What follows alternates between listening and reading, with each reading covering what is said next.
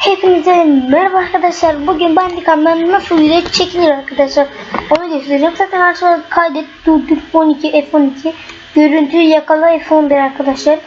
Şimdi burada neresiydi?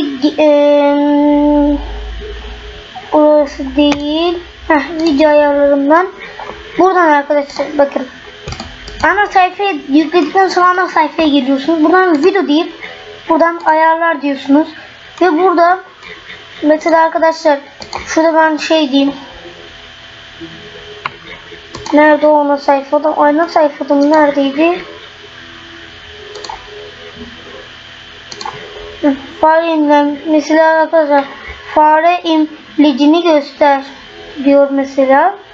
Fare imlecini göster dedik. Şimdi göreceksiniz. Buradan videoya gelip arkadaşlar buradan şuradaki ayara tıklayacağız. Ayar. Şimdi burada ikinci aygıda basmıyorsunuz. Sadece birinci mikrofona gelip mikrofon diyorsunuz ve ondan sonra tamam diyorsunuz ve buradan çektiğiniz video arkadaşlar şöyle yapıyorsunuz. Videolar diyorsunuz buradan. Ondan sonra buraya basıp çıktı klasöründe aç diyorsunuz. Şimdi çıktı klasörünü gösterecek böyle bir şey gelecek arkadaşlar. Benim çektiğim videolar burada. Şimdi biz burada YouTube açalım. YouTube açarsak YouTube. Şimdi buradan arkadaşlar YouTube diyoruz. Şimdi buradan YouTube'a tıklayalım. Bir YouTube açılsın. Çıktı klasörünü açtıktan sonra YouTube'a giriyoruz. Açılırsa artık. Şuraya bakın arkadaşlar, bakın. Şurada ne diyor? Video veya yayın oluştur diyor.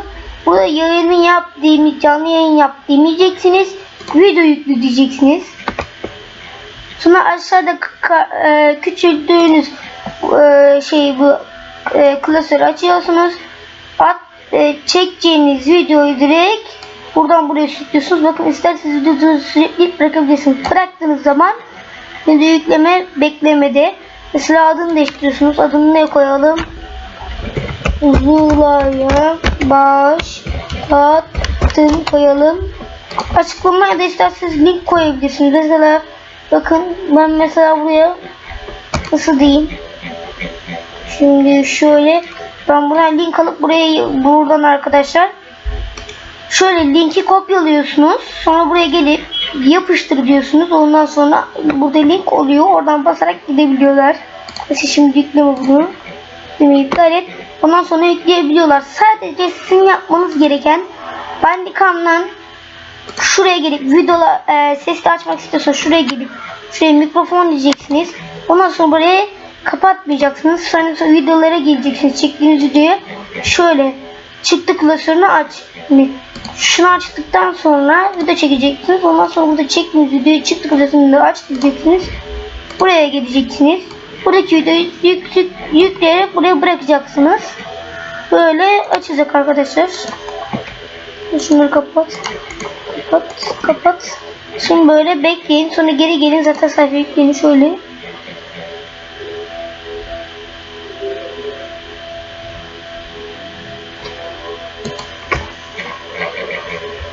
Bakın arkadaşlar sayfayı yeniledik. Direkt videosu geldi. Buradan mesela buraya bastığınız zaman çektiğiniz videoyu çıktı klasörden buraya atarsınız. Buraya attınız. Buradan giriyorsunuz. Buradan attığınız videoyu böyle yapabilirsiniz. Ama kısa yoldan yapmak isteyenler kısa yoldan yapsın. Neyse. Şimdi şurada çıktı klasörünü kapatalım. Böyle arkadaşlar. Umarım videoyu beğenmişsiniz. Like kurban olmayı unutmayın.